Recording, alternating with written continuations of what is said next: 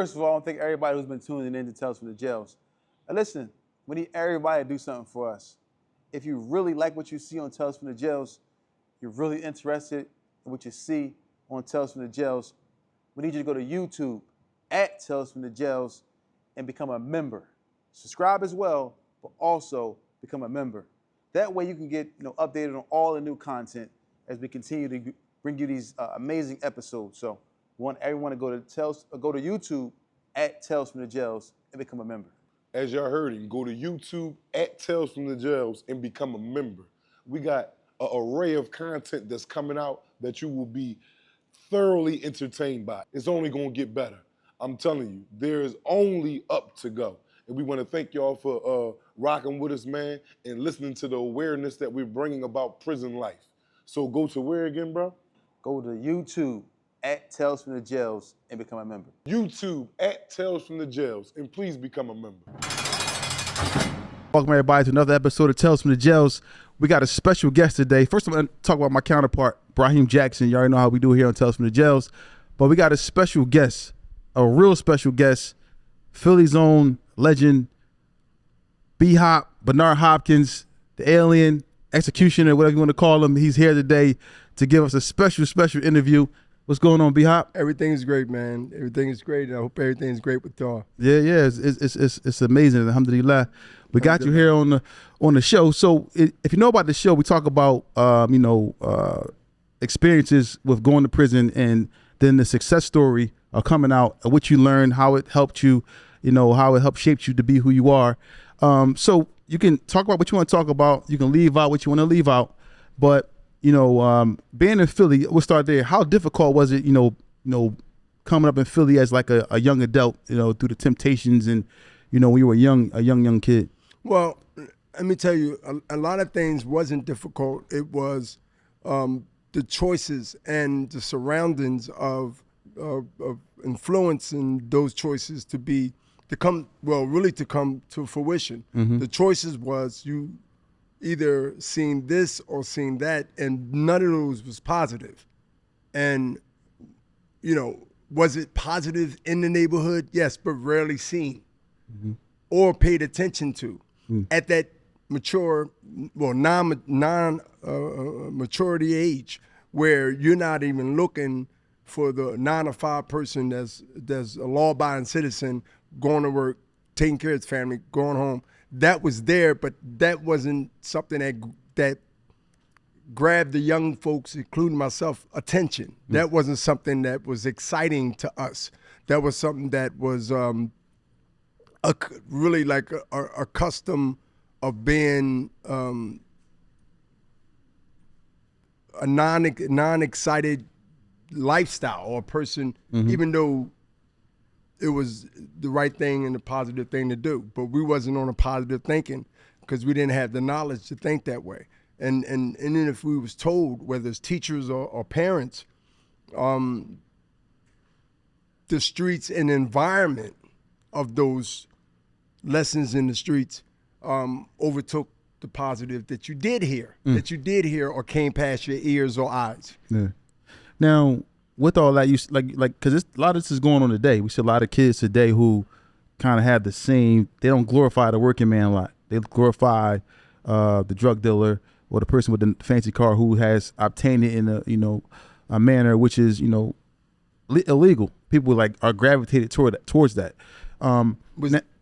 Should cut y'all, but was different now from my perspective. Mm-hmm. It's not necessarily the drug dealers, because to me the game is over. It's been over.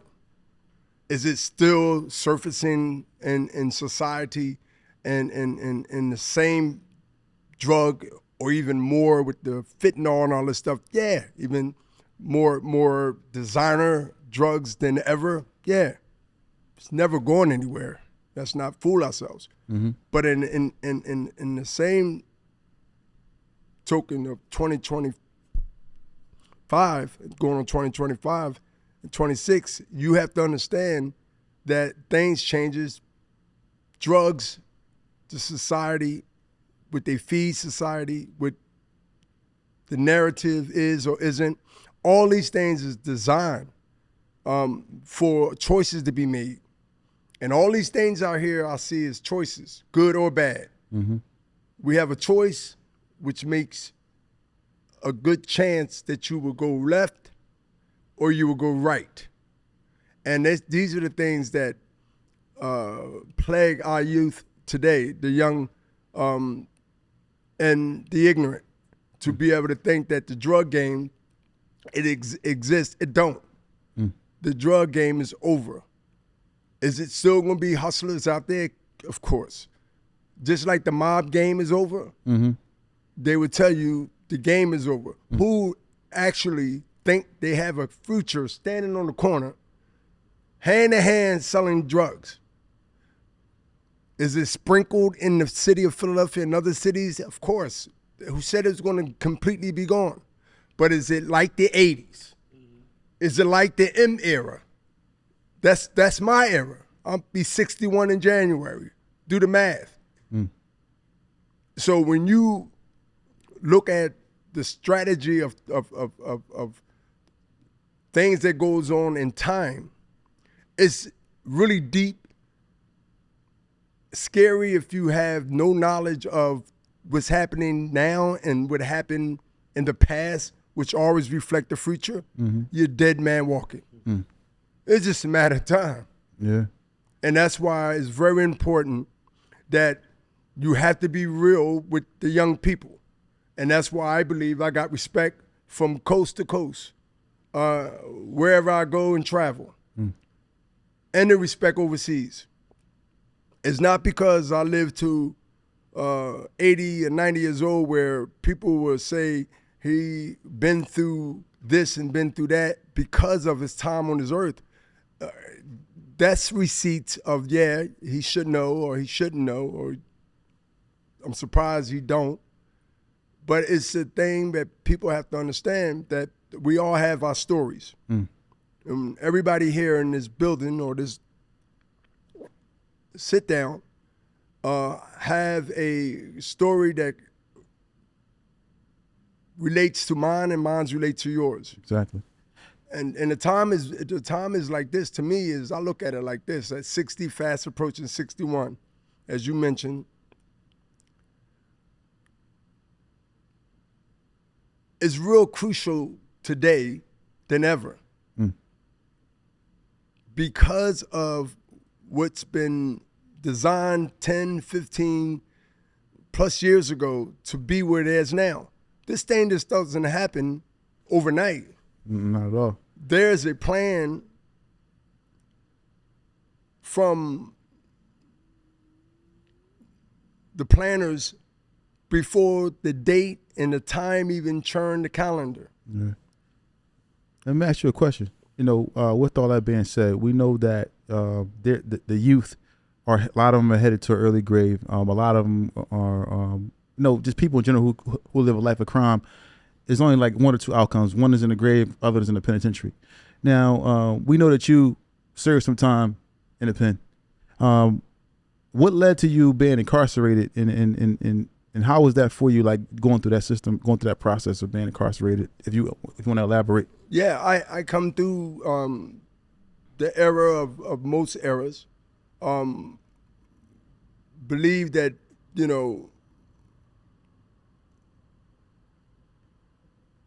I don't have to earn it. I'm going to take it. What was important was what you wore on your back or what you represented in the neighborhood, whether it was your peers or not. A lot of it had to do is that I'm the man, and competition is fierce. And the more you have, the more power you have. When you got both, from a fight family of generation, myself, mother and father's side, from 25th and Diamond, Raven Roads and Projects. I went to William Dick Elementary School that exists today. And coming up through Raymond Rosen and coming up in the environment, they gave you a choice, as I said, and a chance. But it was more choice than chances. And that, to me, was Either you're a lamb or you're a wolf. And I understood right away, and it was game worn time back then. I was probably 7, 8 years old. Norris Street and Diamond Street, the Valley. I chose to be the wolf in my time, in my era, in my age bracket. And I wasn't the only one. I wasn't the leader and I wasn't the follower. I was very independent about most of the things I've done, with maybe 2 or 3 rappies in my whole life that I can remember from childhood to an adult.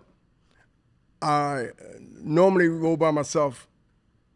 As I been given a name that I represented it very well, is Heads. Through the streets and through the penitentiary, and a lot of it came through fighting, not street activity, because I wasn't that standoutish. I didn't have a team. I didn't have a posse. I didn't have a group. Yeah, a guy here, a guy there, they call them rappies, right? But when I faced those judge, Eugene Clark, Manfredi, that I know him now. After 30 years, I know of their names.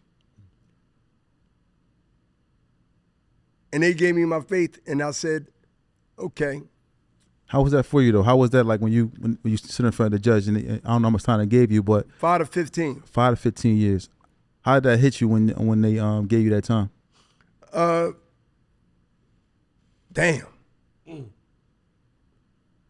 Like, we talking state time. We ain't talking county. We heard a lot about the states. Uncles, my uncle Artie McLeod was at the States. He was a known fighter in the city of Philadelphia. Yeah. Big time now. I've been through the study center, been on security side, been on open side. I already understand. Yeah. Right? But this is something different from what I heard. You going to graded for it. I never went to Camp Hill. So I went straight to, I went straight to graded for it. Wow. Going through Holmesburg. See, people don't understand. I got groomed in Holmesburg. Holmesburg was like a little penitentiary on Charlesdale Avenue. You heard of Holmesburg? Yeah, my uncle was there. It's still there. Well, it ain't open, but the building is still there. Just run up Charlesdale and you'll see it. Go up to Austin. How was that? How was Holmesburg? Holmesburg, without going to graded for yet, but hearing it, getting groomed to go up there. Yeah. Holmesburg, to me, was maybe a little bit, the environment was more of a small, not as populated because of the numbers. Holmesburg was still a county, right? But it was the big jail out of the county before you hit upstate. A lot of pro violators, a lot of new cases and whatever, or you going upstate or you do county bid down there, like county life. But to me, they was basically on the same number, but just a smaller population compared to the graded for big population. Say you got 20,000+ in graded for it, and say you got 13,000 or 12,000 in Holmesburg. Yeah. So we already know the more people, 9 out of 10 is going to be Crazy. more craziness. Yeah. So based on that, it was graded for it, of course, because of the population. But Holmesburg wasn't no joke. Yeah. Holmesburg, anybody know I was on J Block. They had a boxing team on Holmesburg. And the amateur program they had in society was attached to inside. Yeah. The AAU, the Golden Gloves, all that stuff was tied in, means that back then, the amateurs to come in and do shows with us in the jail. In the prison. They was coming in the jail. Wow. And a lot of old heads that was either violators, ready to get sent back to graded for it, or they was ready to get, or they was doing life already, which was a lot of them. And a lot of them became trainers because they used to fight and box. Not pro, but in through the system. So you was already boxing before you got arrested? Boxing at 9 years old. Okay.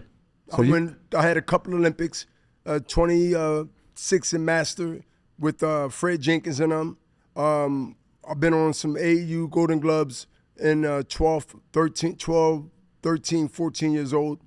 I come up in a boxing family. Yes, I had some amateur fights. The shirt I have on right now, if I, and I use the word if, stayed on the right track, I had a good chance on trying out for the 1984 Olympic team that I'm wearing right now with, I consider the best Olympic team we ever had in America. Wow. And that's Meldrick Teller, Philadelphia, Tyrone Biggs, Mark Breland, Sweet Pea Whitaker, and Evander, the real deal Holyfield from the ATL at one time. So, and trophies that I still have, and pictures that I still have. Danny Davis, who worked with me since I retired, I'll say 20-something years, also boxed. Yeah, no. Also knew my trainer, Jazz Jarrett, Together Brothers, up in Germantown, who grew up with my parents. Jazz Jarrett did. Mr. Jazz, we called him. He had a boxing program called Together Brothers. Put down the guns and put on the gloves. Wow. Let me ask you a question though. So you said you went from Holmesburg, right? You went Holmesburg. Holmesburg is rough, and you already was boxing. When you was in the county, was it anybody that they knew you like that's what they called you heads back in the day? There wasn't anybody that ever like tried you like let me see if it's what on it the is. block? No, I never had a fight on the block. No, I never had a fight, but I had in the gym. Yeah. Where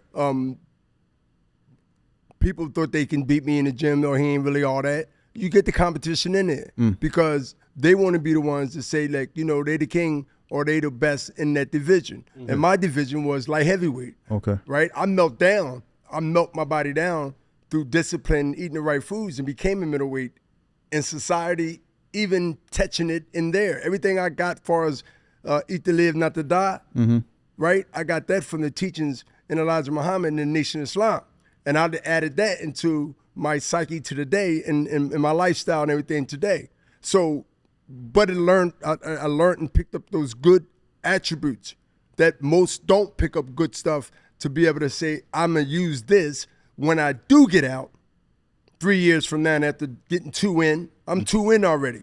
So now I'm already preparing that I'm going to take all these things that I know not to eat in this place, which was garbage 90% of the time, right? Even especially what they feed you to, or give you to drink, right? We call it saccharin. The stuff that lunchtime, the stuff that stain the steel cup that you drink, the table. You spill on the table, and they scrubbing it off with Brillo pads because they can't get off. What it does in your insides. I heard a rumor that said that you can't have no kids if you keep drinking that stuff too. And you won't. So my really? Yeah. They want to sterilize you. They want to sterilize you. They want to have you. They don't want to have you walking around in the joint like They want to make sure they literally sterilize you. Wow. Let me ask you a question, Nick. Through food. So you leave Holmesburg and you go to Greatesford, right? How was it when you first seen that wall? Greatesford got that big wall. How was it for you, like, to see that? Man, the walls of China, they called it. Literally, you'll hear somebody, when they see this podcast, they're going to know what I'm talking about. Especially my man, Smokey Wilson, who did 42 years. He had life, juvenile life, got out. Did 42, he trained me. He home now. You'll hear this. He did 42. Wow.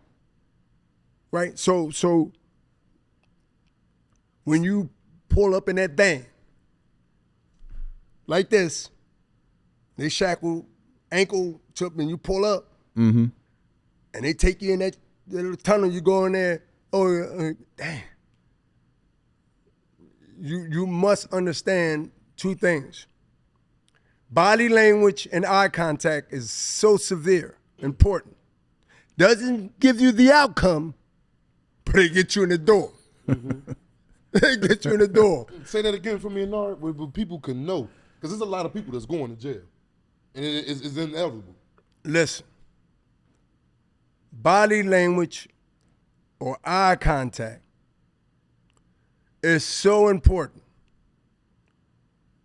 When you go through that door, and this ain't a door of a regular, we talking about a steel I mean, this wall from bottom to top, this door is huge.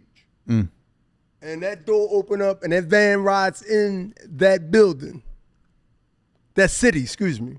City. Yeah, Greater Falls City. You go in that thing, man, and they waiting there lined up.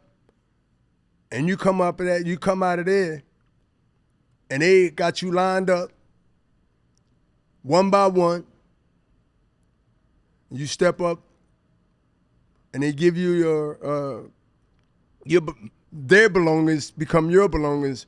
You know, these are yours, blankets, sheets, whatever they give you, and you hold and classify you.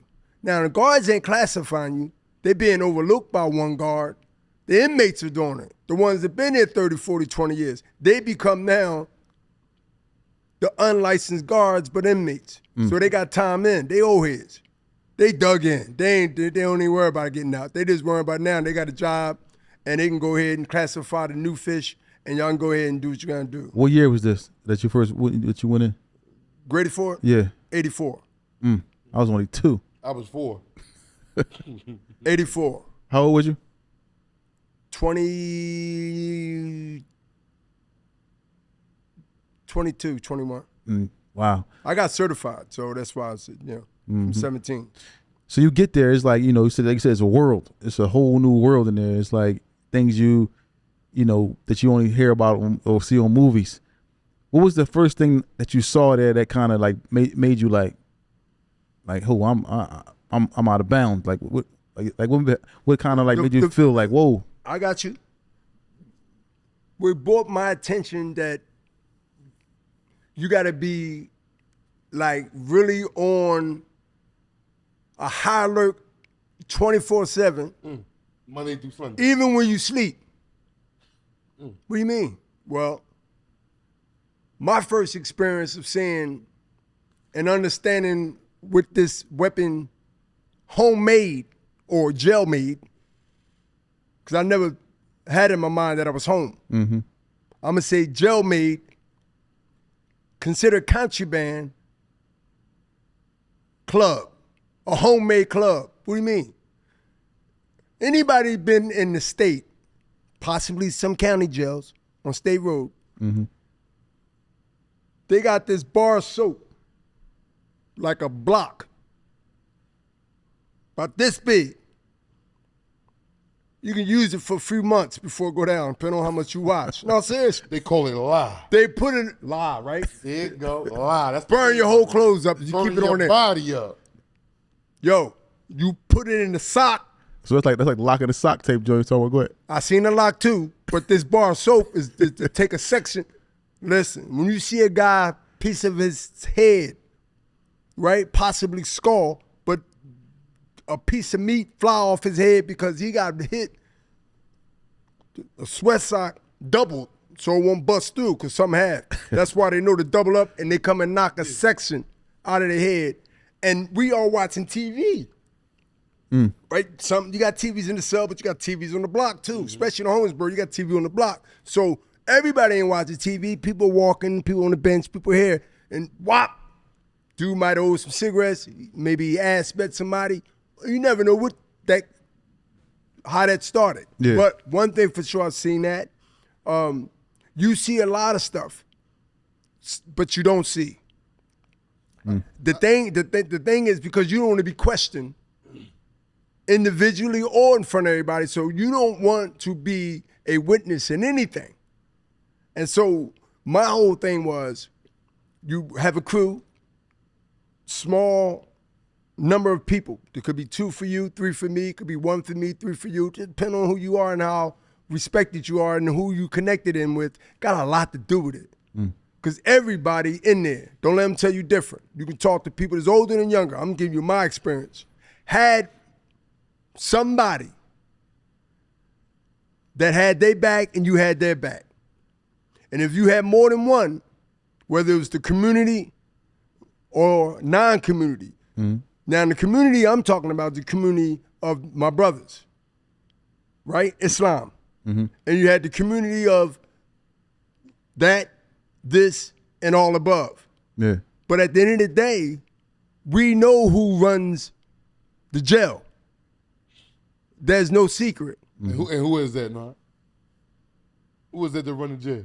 We do, Islam. You better say it. You better say it. Oh, dude, I ain't afraid to say it. Better say it. Yeah. You ain't got to come through because I ain't going to be there. But I'm going to tell you, some brothers there that will make sure that if the good brother come through and he actually is mu'min and he's respected, even if he's not, but he's mu'min and he's genuine, you'll be protected.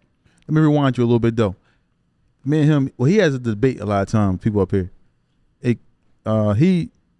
he says the lock in the sock is worse than a knife. Like, cause you saying the soap in the sock. We could call that the lock in the sock too. No, the lock in the sock is vicious too. Is it worse? Which one would you? Which one is to you from you doing time in there, Nora, and you seen? I'd rather get stabbed.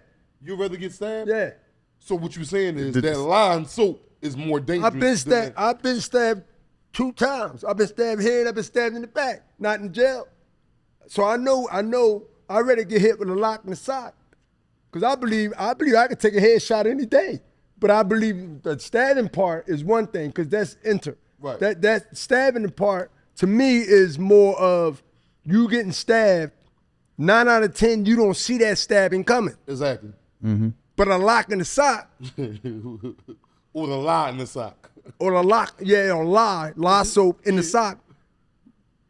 They might just knock you out with the sock and lock in the sock. Now you know, if you giving me a choice, yeah, come on, give me the stabbing. You don't want that lie in the sock. Nah.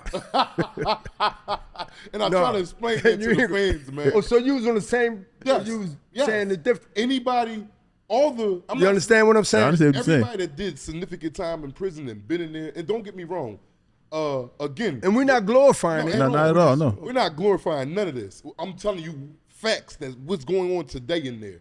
But when you have altercations, and I've seen altercations where dude get stabbed, I've seen altercations where dude get locked in the socks or lie in the sock. And both of them is bad. But that lock or that lie, like I said, a dude get hit in his head and wake up and he think he white and he black. Yeah. He talking about, I'm a Caucasian. Yeah. Well, how the heck you an African American? Exactly. That thing just rearranged your whole concept, your whole everything. Mm. Yeah. You must, if you have to go that way, and you gotta, if you lucky enough to have a choice, from whatever reason it is, then take the stab it. Yeah. Take the stab. Rather go get somebody with a knife. He always talk about something else too, about that. What you learned about respect. You how you. The respect level, like when you see dudes coming home from penitentiaries, you could tell a dude that been in there. You could tell a dude from a penitentiary and from a dude that been in society. Not saying the society man that worked in 9 to 5, never been locked up, don't have, but the respect level in a penitentiary is on 1 billion. And Nara can tell you this. I'm talking about you and him could be talking, and I would be walking around y'all, and I'll still say excuse me, and I'm nowhere near y'all. See, out here people is just going through life and and walk past, and it's really not even a slight towards man. But in there, dude, the respect level is on 1 billion. I'm talking about yes, no, and excuse me. Like we had a dude up here say, 2 men that was in there for a long time, they're having a not a debate, but who can apologize the best. Oh, my fault, bro. Right. Oh, you can, yeah, my fault, bro, my fault, this way. But the respect, and these dudes is killers. They ain't doing it because they scared. No, the respect level is on a beam. It's out of this world. Like, I'm not going to come and interrupt no conversation. I'm not going to sit here and fart around men. Like, because people in jail look at that like, oh, you sitting here farting, what you trying to make what's up? Out here, laughing and joking about it. And I'm not saying that's wrong. But in there, it is. It's the respect level from something that you might take that's small. Exactly. It's not small to us. And when I say us, I'm talking about those, again, you gotta put the disclaimer out there that we ain't talking about glorifying. Yeah, exactly. When I say us, I'm talking about for us to have that experience. I hope everybody's enjoying the episode. I want to thank everybody for tuning in to Tales from the Jails. I got a very important announcement to make for anyone looking to get into IDD. It's called intellectual disability housing, where you can make a lot of money in this business, and you don't know where to start. You want to find a company that can help you get it done. Contact TNS Licensing and Consulting. That's TNS Licensing and Consulting. Numbers are 267-534-5053. 267-534-5053. Call now. Don't wait. We can help you get started. We train you on how to run a business. We teach you from A to Z how to get started, so forth and so on. That's TNS Licensing and Consulting. Number 267-534-5053. 267-534-5053. Call now. You want to get into the business, but you don't know how to start. Everybody's saying you can do this, you can do that. I can show you how to do. We show you how to get it done. We train you, get you prepared to pass the test. Everything you need to do. Contact us now. If you want to get into IDD, no matter what state you're in, you can be anywhere in the U.S. We get it done. That's TNS Licensing and Consulting. You want to get into IDD, contact us. And in any time of that experience, you actually know it's the respect level. For me to get up, walk across you, hit your feet, or walk across you, and while you talking and block you while you're talking, it ain't, man, you know he's a killer. Well, this dude got 3 bodies too. Yeah. They don't want to get another one on each other. See, it comes to a point where the respect come in that I respect you, you respect me. You know that I respect you. Now I know you respect me, and it ain't got nothing to do with our jacket says or what people say. We know who we are, and that's the key. When you know who you are, whether you in or out, you stand on that. It's their problem. They'll find out who you are if they don't take heed to what they heard or what they think, and they somehow want to take a chance. Look, they have a choice and a chance. I said it again. But we learn to diffuse things when you get knowledge. And you get those breaks by law. You get that blessing to be able to say, man, you know what, man, I ain't, you ready to argue with this dude, he got 3 guns on him. Because he cut you off on Broad Street. Yeah, he was wrong. Sometimes you gotta listen. I'll be your Huckleberry. Let me ask you a question, Nard. I ain't no punk because I spotted something and I can't challenge something and you got the upper hand on me. You gotta know how to get in and know how to get out. Exactly. And fight another day. It's the same thing in sports. It's the same thing. Just we ain't talking about quitting. We talking about understanding that you survive and then win. This is the penitentiary mentality, man. My wife she tell me all the time. She said, yeah, like, I said, nah, I'm not holding. It took me so long for me to stop putting my hand around my food when I eat at home. And I've been home 30 plus and been all around the world and don't need nobody to pay my bills. And I ain't bragging. I'm blessed by my hard work with a law backing. Alhamdulillah. And I'm saying to you for a fact, the trauma that lasts a long time that helped me in a way that that trauma became good in so many ways are bad. I don't know if that sounds weird to y'all. No, it don't sound weird. I took that trauma and turned it into good. Then something that I could say that I'm suffering from it because I can't let it go. Certain things that I did learn. You still use that others to the day. And I'll be in the market with my girl, right? I'll be in the market, and she don't be comfortable with me in the market with her. Why? I'm on high alert. I'm standing to the side, and she like, people think you my security guard. They don't think you my husband. And I'm like, well, I'm not in there lexical. Who that sound like? Who that sound like, Joy? Yeah, I mean, she told me this. She told me this. She like, yo. You just sit in the car. You just sit in the car. Let me go in here. We civilians. And I'm like, well, I'm not in there trying to, but that's what you get when you in there. I'm in there and I'm just walking behind her. And she like, yo, it's like you my security guard. Look how people looking at us. But this is a trait, and I think it's a good trait. What you think, Nar? You know, can I piggyback? Go ahead, yes. Do you think? When I'm walking, and listen, there's a way that I've mastered. And I'm gonna go back in there. I learned a lot in there that I learned in the streets in the school. Right. Yeah. I'm talking about elementary school because I never finished high school. I never went there. 9th grade. I got certified. I never went to 9th grade. My school would have been Germantown High. But I always hung up King on Staten Avenue. Yeah. We went up king all the time. But I say that to tell you this. I learned a lot of stuff by being in them institutions and understanding. And I used a lot of that in the last 30-something years in society. Yo, I had 9 years to walk off on the street. Now, I know we're going to talk about, I'm going to go back to that. Listen to this. Do your thing. Listen to this. We all got our experience in those situations, correct? Correct. So we can relate to this conversation as we've been talking almost an hour probably, right? Yeah. The year 1988, how old was you? How old was you? I was 7. Okay. You know that was a crucial year in Black America. You know that, right? 88, 90s? 88. No, my bad. I was 6. I'm sorry. Go ahead. I was Okay. 6. 88. 89 flipped over within 3 months. I came home at the end of 88. 89, 90. Go up to 9 years from 88. That was my parole time. I got a GED from Dallas because I got shipped out of graded for it. Let me tell you why. Wow, what happened? But let me, All right, go ahead. we're going to get back. I'm going to circle back. That's how my brain works. Okay. 88, I come home. 89.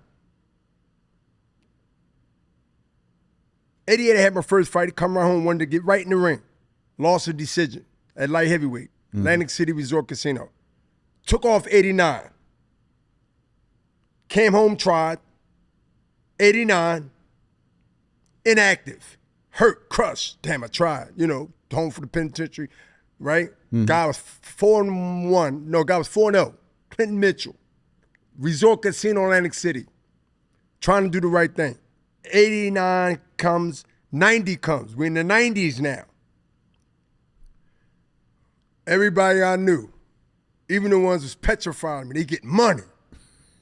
Volvos, Saabs, 80, Audi 3000 or whatever they was driving back then, 5.0s, rolling. And these guys were scary. Everybody going down 5th in Indiana. I'm 0-1. I got about, do the math, I got about 7.5 years of parole now. Came over 9. Already got 15 felonies on my jacket. What is the time frame that I supposed to have been back within a year or so violating that parole, correct? That's what they say, right? I couldn't stay out for 3 months, let alone 9 years. That crucial year of making decisions, because I knew a lot of people from the clubs and stuff that we used to hang at, Jarrett's on Oregon, the old Jarrett's back in the day on Oregon Avenue, Shunham. Chuck's on Born Erie. Broad Street Eddie's.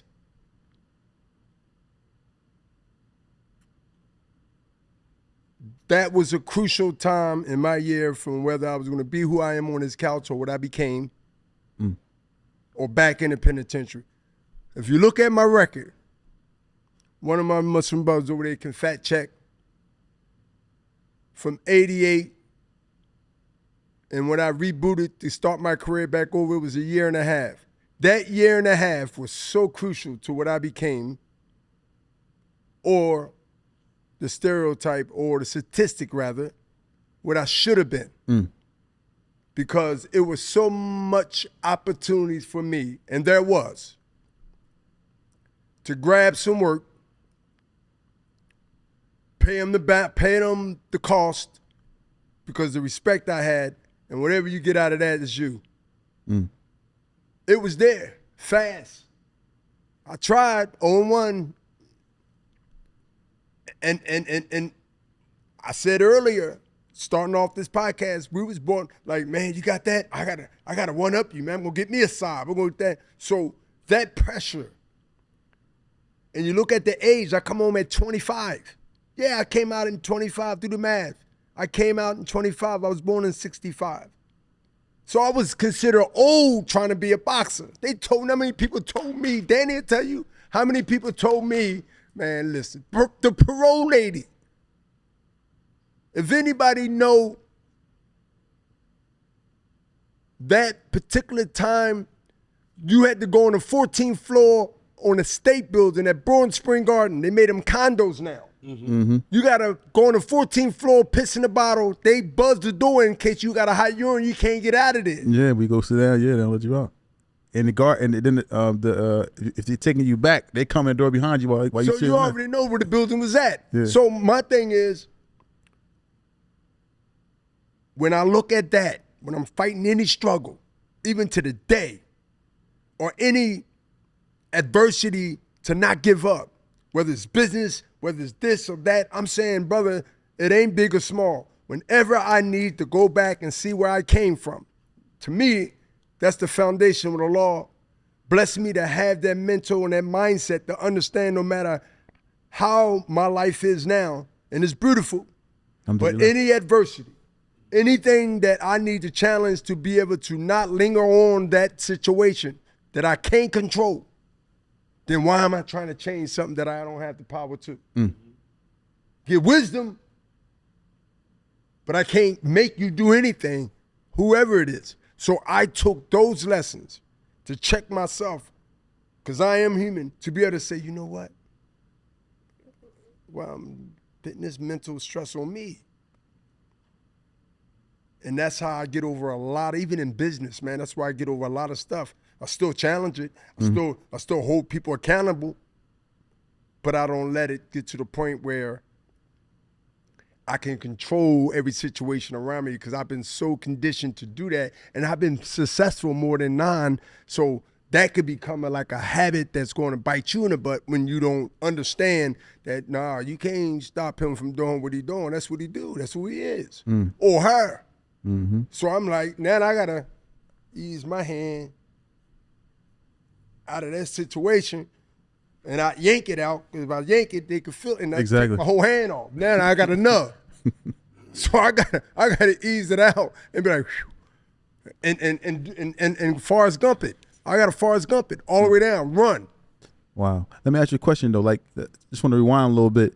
Being in prison, right, and boxing in prison, do you think that's where you hone your skills? Like, where you really got your skills is from boxing? Was it really honed in prison?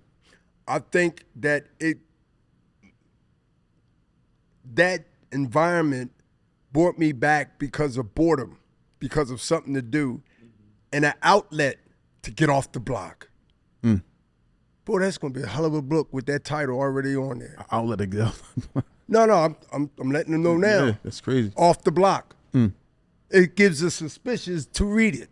We ain't talking about street block. We talking about cell block. Off the block. So, And you want them to believe what block. They'll know what block it is when you see, Joy, when you get my phone, show them a picture of me behind graded for bars with my head like this looking out. That would be the front cover of the book. They would know off the block mean, yeah, I got a picture of me with a box haircut on, with the bars with my gloves on, looking at the bars. I'm gonna get out and this is what I'm gonna be. So profound and so already premeditated before it happened. I'm in jail. This is that graded for. I'll let you put it up there and show everybody see it. let me ask you a question now. In prison, was it any fighter in prison that you thought maybe somebody they didn't get out, or they got out and didn't reach their potential? Was it anybody in prison all the time. that you said this guy could have been a world champion? Jeff Gantz. Jeff Gantz. Keon. Stretch. Will Teller from Allegheny. May Allah be pleased with him. I mean, Sonny Ali. Believe from South Philly. A lot of brothers, man. A lot of brothers, man. A lot of brothers had an opportunity to be a contender, highly rated contender and champion. And I said champion a contender to be champion. I sparred with them. They sparred with me. We was in the same weight categories, maybe up and down here, 5 pounds between us, but majority was all in the middleweights to light heavyweights. And that was 75. 175 is light heavy, 160 is middleweight. There's potential to the max in all those state penitentiaries. And 99% of them had the potential and didn't fulfill it for whatever reason. Some gave up, some went out, came back. But when Bernard Hopkins, Salahuddin Abdul Muhammad, as I'm known, in the Islamic family world, said to everyone, including, may Allah be pleased with him, because he helped me and backed me when I was there and when I came out. Some historic people know him as Noonie Mims, Jabbar, Sis Trunk, Omar Sis Trunk, Michael White, Mikhail, who's home, did 40 plus. He's been home about 3 years now, maybe 4. Mikhail White, Michael White. Tank from Richard Allen. These are my old heads. He's home for the last 20-something years, doing well. My manager, when I came home, not right away, but a year after I've been home, Gene Hearns from South Philly. He's still around. I've seen him the beginning of this year at the Commissioner Larry Hazard's 80th plus birthday in Jersey recently. Fareed Agmer. Good brother. Things didn't work out. We moved on, he moved on, but we still support each other and give each other greetings as brothers. But these are the people that I would never, never forget. And there's a lot more. You know, Bowie Fisher, the people that's played a significant role and encouraged me all through those trials and tribulations of 1-1 now, 2-1, 3-1, 4-1, 5-1. Went 13 years undefeated. Won the title in Ecuador, fighting Ecuadorian. Quito, Ecuador. You talking about Denver Maha that was on steroids. Maha. And suffered 2 knockdowns and fought to a draw, fighting somebody that lived in that country. Allah been blessing me, and I'm aware of that for many years because there's a lot of things are straight up, business and non-business, and situations where I know I ain't get a favor, I know I ain't get a gift, that I got a blessing even when they took things from me. And I recognize that. It didn't discourage me. Yeah. You understand what I'm saying? Yeah. When you know that you did your job and they still, whatever that is, try to deny you. You say you believe and you won't be tested, a sword, a spider. You're going to get tested even when you doing righteousness. That's the belief that you must have that, you know what? It's a test. It's a test. And that's what I always tell everybody that's around me. And I got a small crew around me, very small. Well, me and him talk about that all the time. I wish I told him. And let me tell you, it's a test. Just go, just it's a test. it. It's a test. I'll be feeling. Listen, no, you know why you ain't feeling? Because you wouldn't be here to say you did, or you are.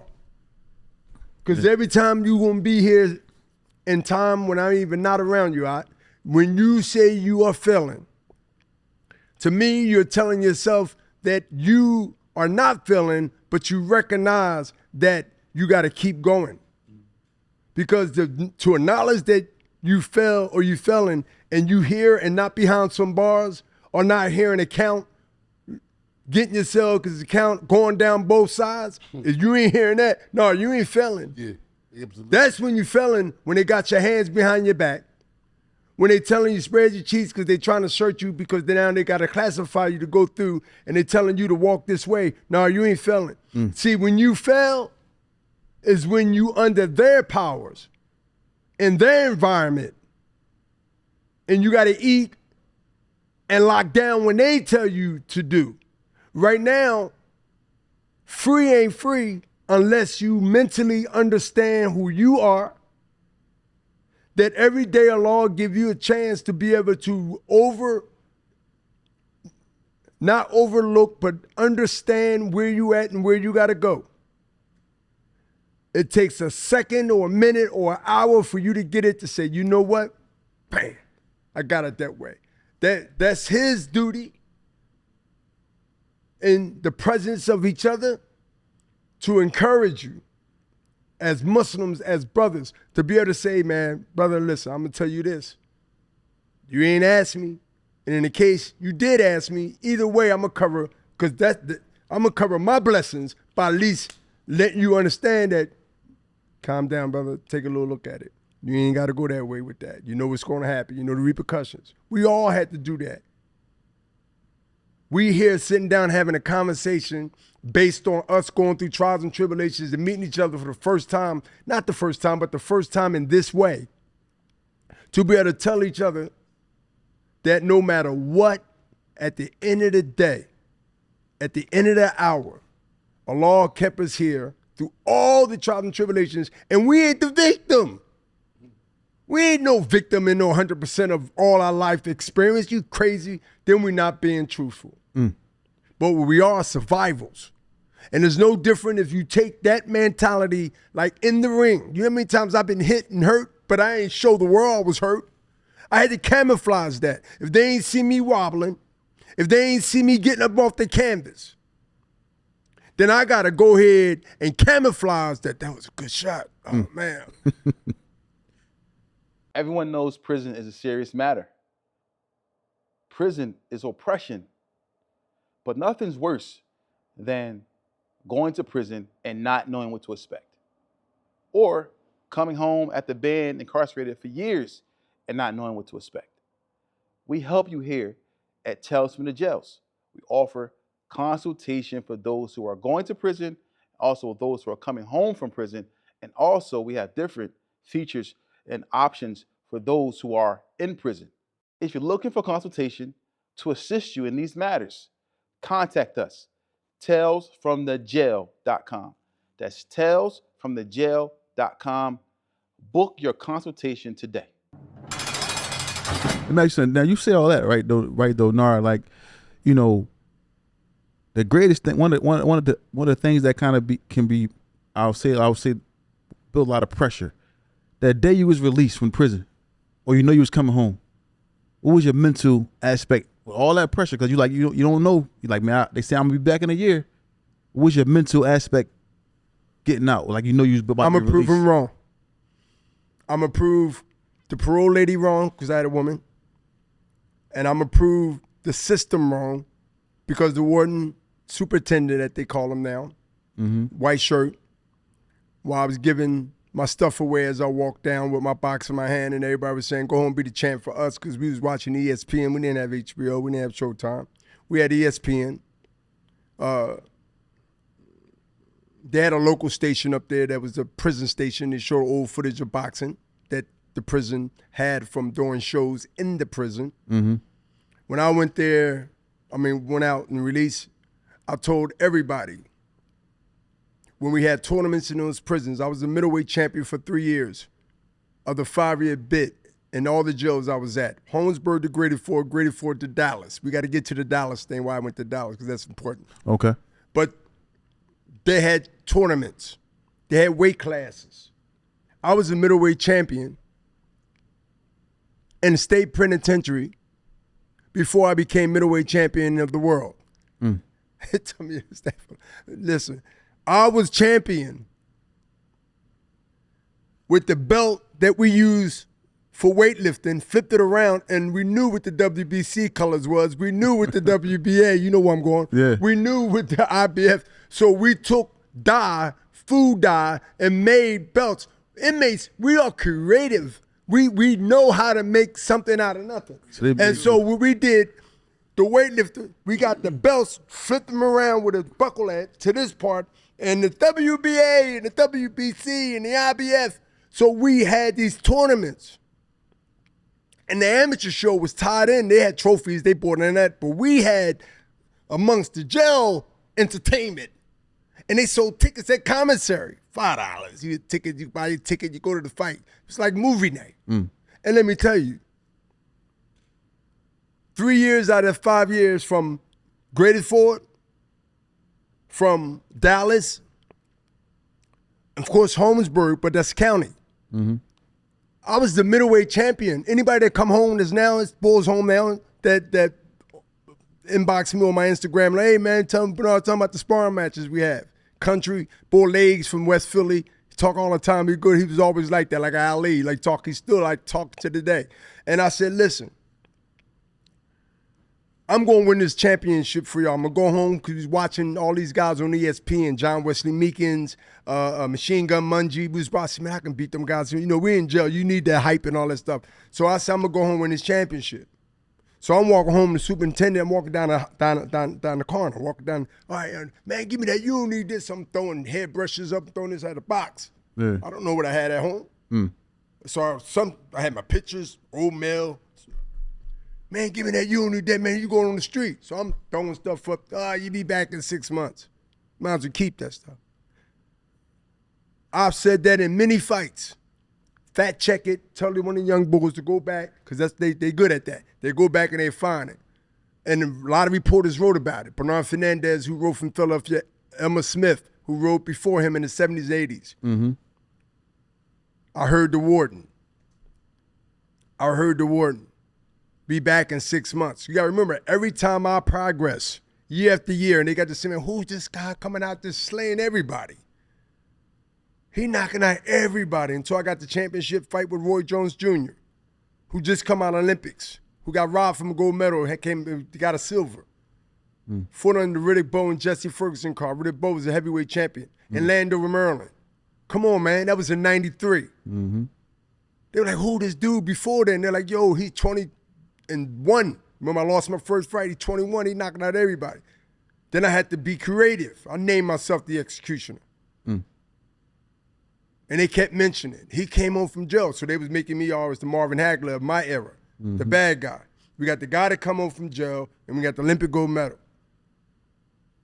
So I said, man, any fight that's close, man, I ain't getting it. So I took that mentality. Some said I was going overreaching, but that was to motivate me. They know that I was the underdog. I never thought that I was the favor in anything I did or attempted to do. I like and love, even to the day, to be the underdog, and definitely underestimated. Because that's my biggest powers. Even if I tell you I like it, even if I tell you it motivates me, that's what keeps me going. That's what keeps me from falling asleep at the wheel. And from that moment, I hear the warden, you can't do these deals. You can't get those 20 units. You can't be partners in this situation. You can't do this, you can't do that. It ain't like that, I ain't got the equity. They don't want They don't want to break the treaty. The treaty is we keep it in the family. And sometimes you get that one particular person say, no, we ain't gonna do, we get a little piece. It makes us look good, the minority. Yeah. I get it. If you're looking for home care for your loved one, it's a company called Kari Home Care. They have the best customer service. They provide the best aids. They provide top dollar pay. They do everything that you need for your loved one. If you have a loved one that's in need of a home care, they can assist you. Contact them now for best pay, your medical, dental, 401k, vacation pay, all this stuff. You contact them right now, and they'll be able to help you. Their number is 267-666-2568. Call now. Kari Home Care. So what I'm saying is that I know the influence that we all have, but I know the influence that I have. I have a duty, personal duty. And I understand that I'm not a fool, and I'm a realistic person to know that I'm not trying by no means save the world. But those who come into my midst, those who come in my life, is my duty to not take the knowledge and experience that I have and not give it to you when you ask for it. I'm not going to force it on anyone. I'm not going to knock down no doors. I'm not going to do things to belittle myself or degrade myself because I done messed up my finances. You got to understand, just by the statistics, when we become the entertainment of this mentality of the world now compared to before, when I say before, when you win, if you lose, you die. Mm-hmm. The Lions is waiting for you. They throw you over to the Lions. Yeah. You know, we talked to Roman, we talking, that was entertainment to them. Yeah. Now you become $1 million. See, you got a slave then, but you got $100 million slave now. Yeah. We pay you To act, to be to entertain everybody and to be entertained. Yeah. Now we got to pay you. now you should know that. The anger come for some, not all. You should know that. And if you do know that, you where you at, you comfortable, why are you talking about it? You're not on the other side. You part of the 1 percenters. If you part of the 1 percenters, then act like it. Mm. Don't reveal the truth. That's something I would never do. Now, you asked me to ask you this question, you know. How did you get kicked out of Dallas? How you got kicked out of Grateford? I'm sorry, how you get kicked out? Well, how did you get kicked out of Grateford to go to Dallas? Very, very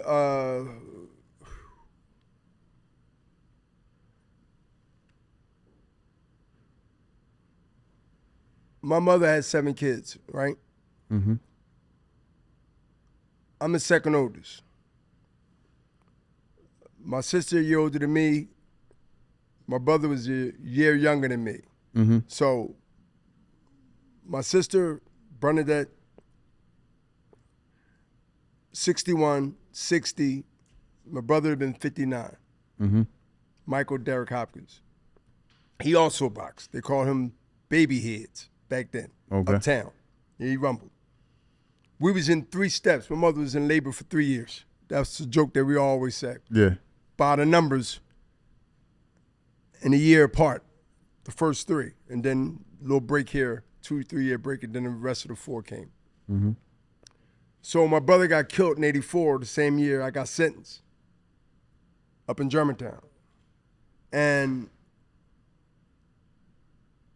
I remember calling home, I think it was a weekend, Saturday, someone got on the phone, called, tell everybody doing. And I got the message, I got the word that something happened based on a phone being passed to 3 different sisters. I want to cut you off. How did he get killed? He got shot. Okay. And say that Friday night he got killed. Saturday morning I found out based on doing a routine call like I always do on the weekend. That was my phone time.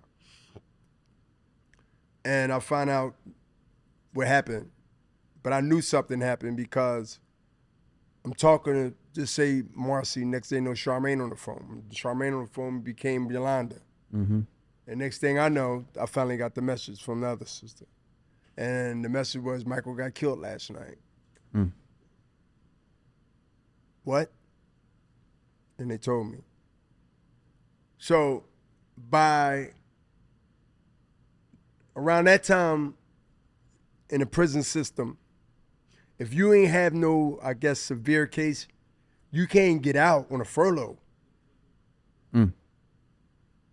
I was blessed to get to pay over the weekend to actually go to a viewing, handcuffed and shackled, just with my mother and father in the funeral home, not the church, back in the van and back up State Road. I wasn't upstate then. I was in the county.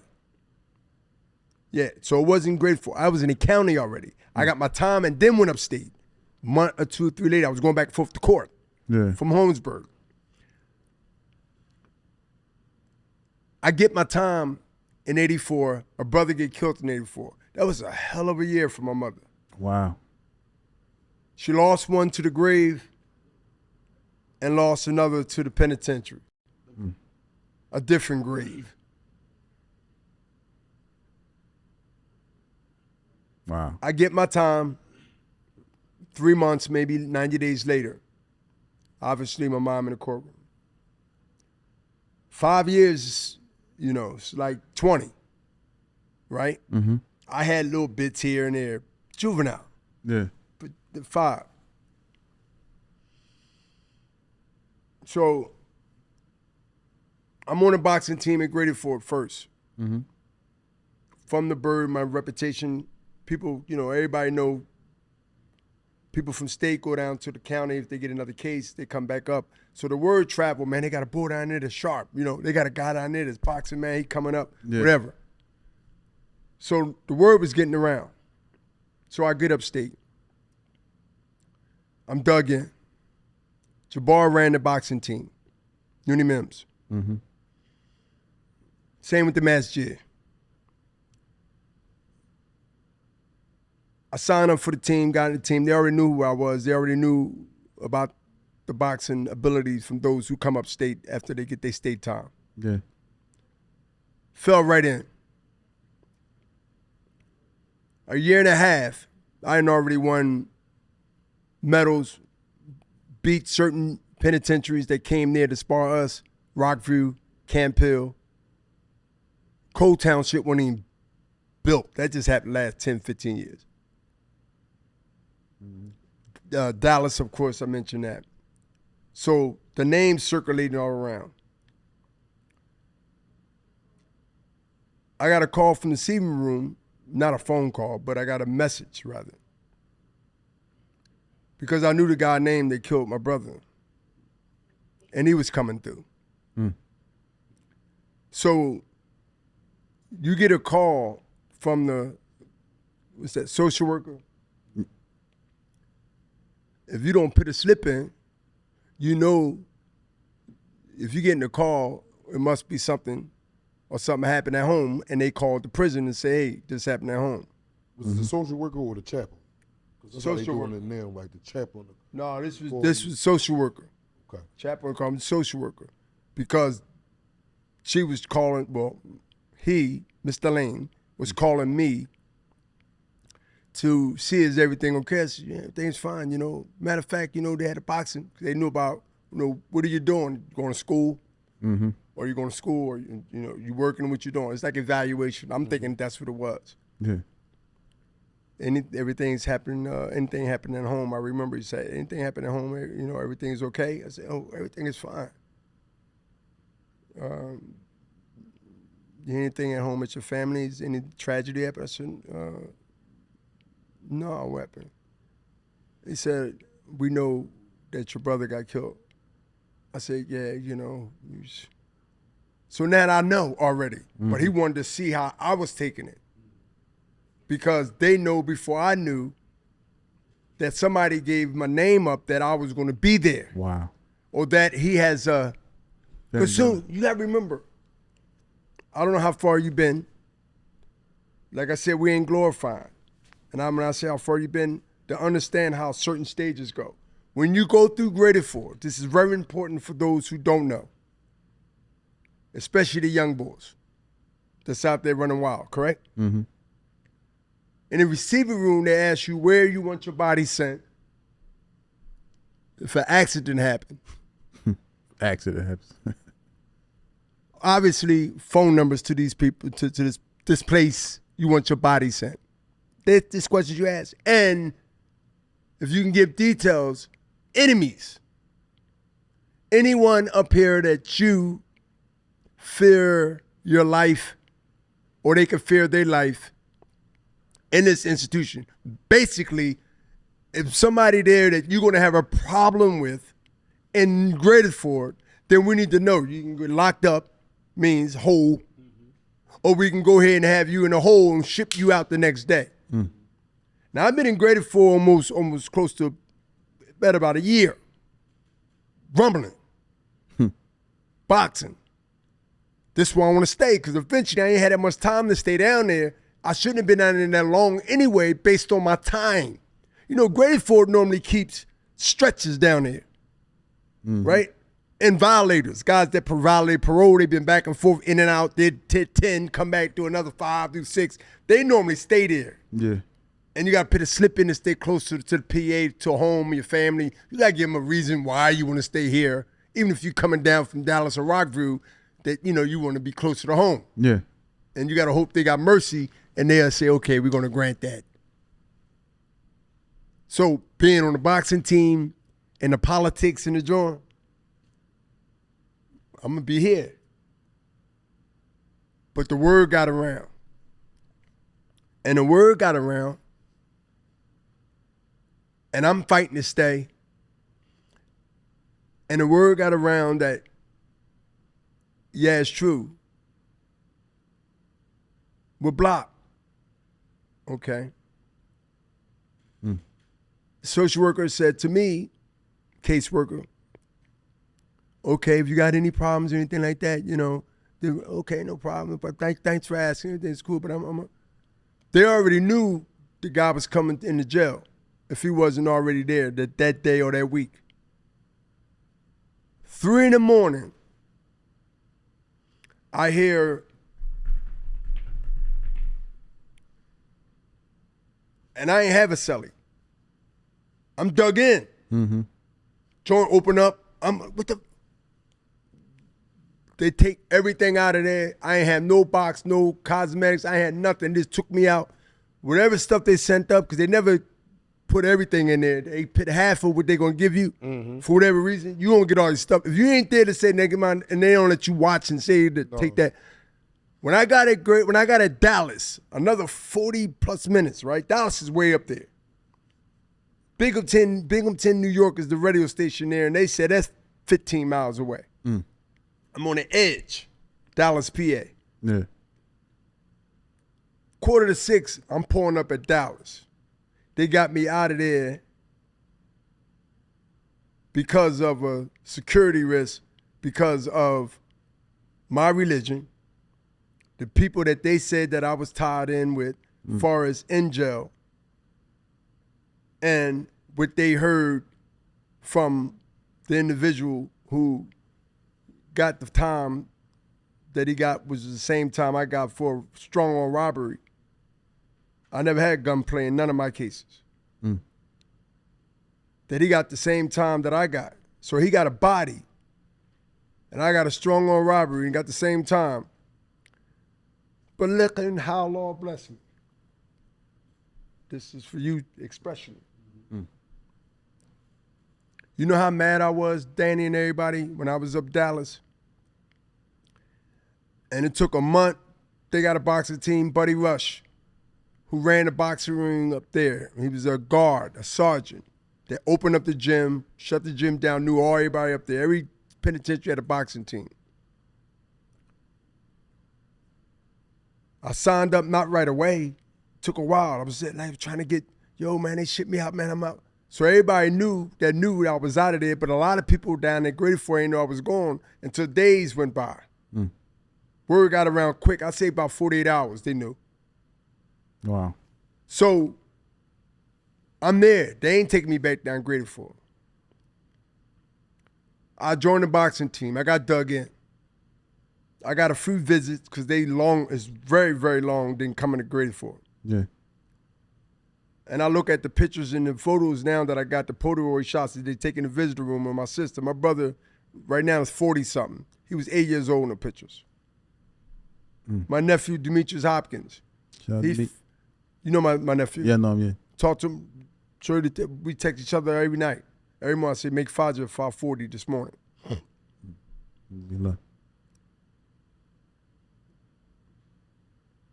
I say, Demetrius, man, I'm looking at these pictures because we getting this thing together, this biography, and getting this pictures together. I say, I got you in the visitor room. I'm going to show you before I leave, all right? My sister, Bernadette, I spoke to you about his mother. My brother, Anthony, who's finishing up his 18 more years to do. Oh, wow.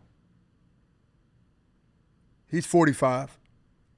Him and my nephew the same age. Mother and sister's pregnant almost the same time. They're the same age. About a month apart, too. So I'm up Dallas. I'm dug in again, like I said. I'm on a boxing team. Yeah. I'm trying to get home quick, but get home and stay home. I get on the boxing team, got everybody looking at me. Got people from places coming in looking at me saying, yo, we got a guy coming down. First of all, I want to thank everybody for tuning in to Tales from the Jail. I have a special announcement to make. We have partnered with the company, TNS Licensing and Consulting. For those of you out there who have an associate degree, a bachelor's degree, or a master's degree, and you're looking to work in a field where as though you can make over $100K a year.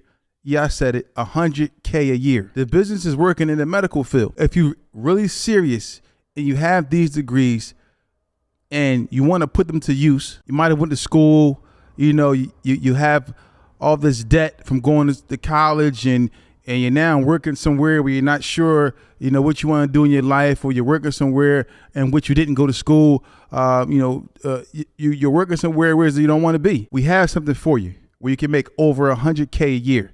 And it's going to be in a field in which you get to deal with those who have mental disabilities. If you're serious and you want to get on track, get your life in order, pay off your debt, contact us, 267-982-0342.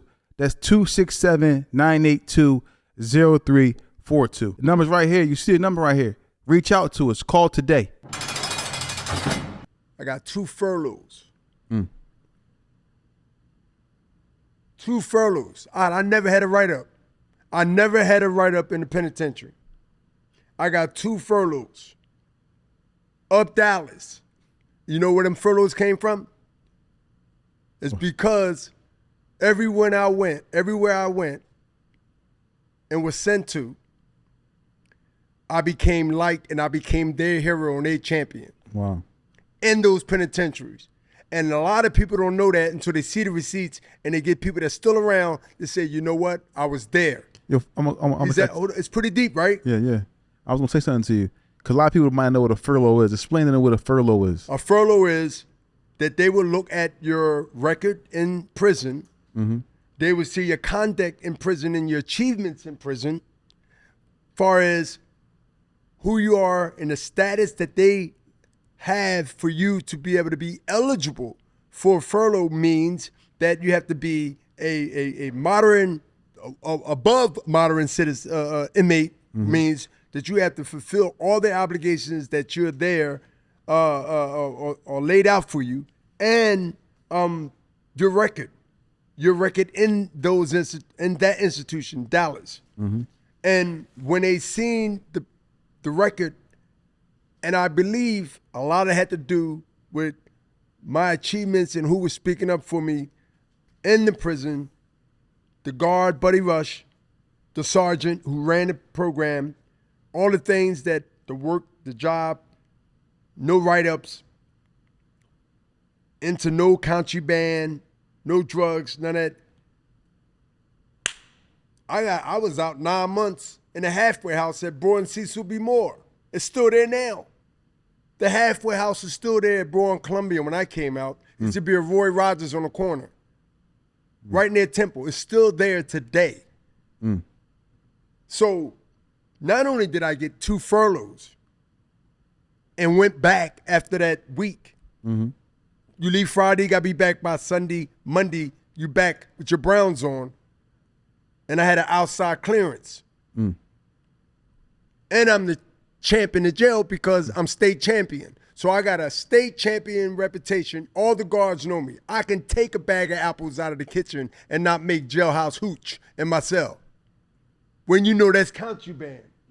When you take sugar, yeast, potatoes, they make wine out of that. They let it saturate, they let it marinate, they let it what they call it, frubigate or whatever. They let that, I can come out of there, know, the tickets go out. Everybody know we got a tournament.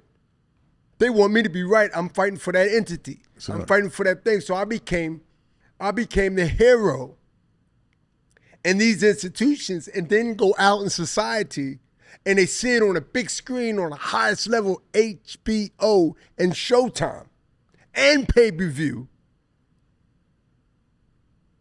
And they put the big mural up there on me at Graded Fort, the old Graded Fort, before they changed it around to a new jail.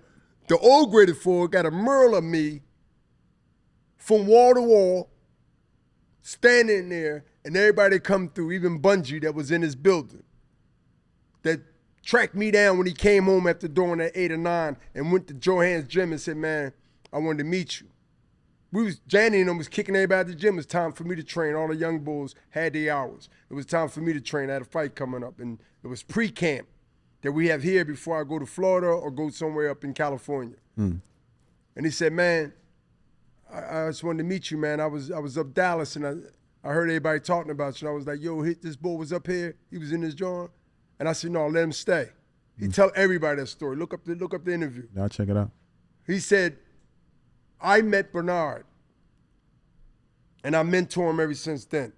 He said, I met Bernard because they came to Johan's gym, and I wanted to find out, see who his brother is, because I wanted to make him some boxing shoes for my brand.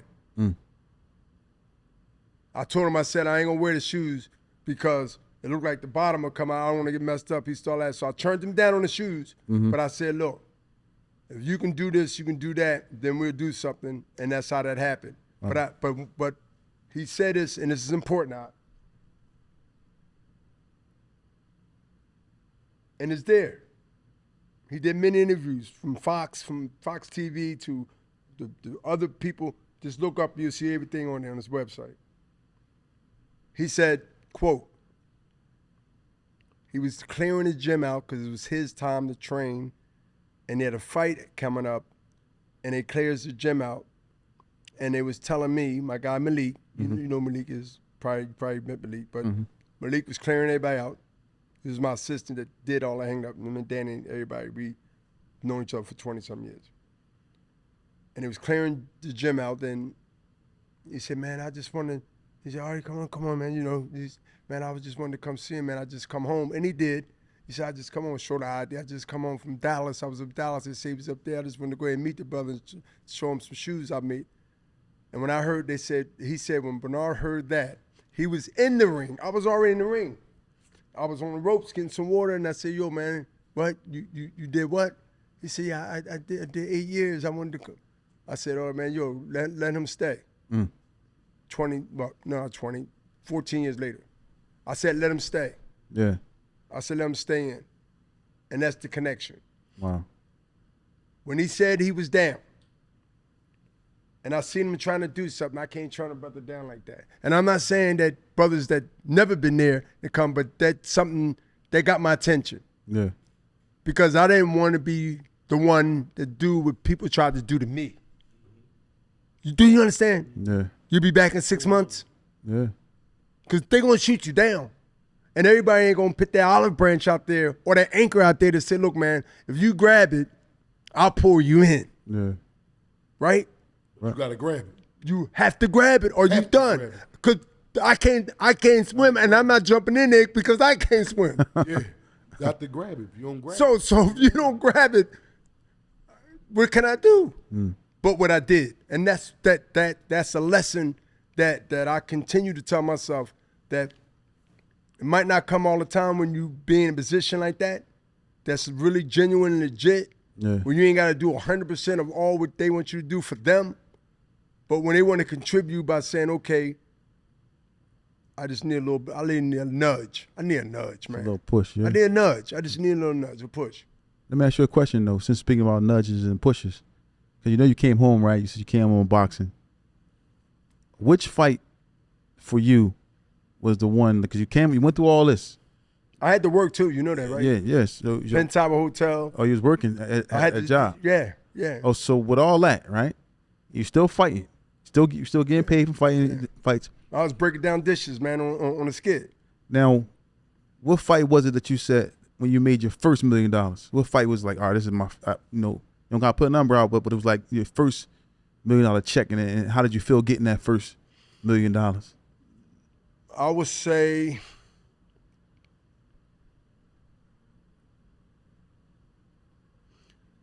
the first $1 million check was Roy Jones Jr.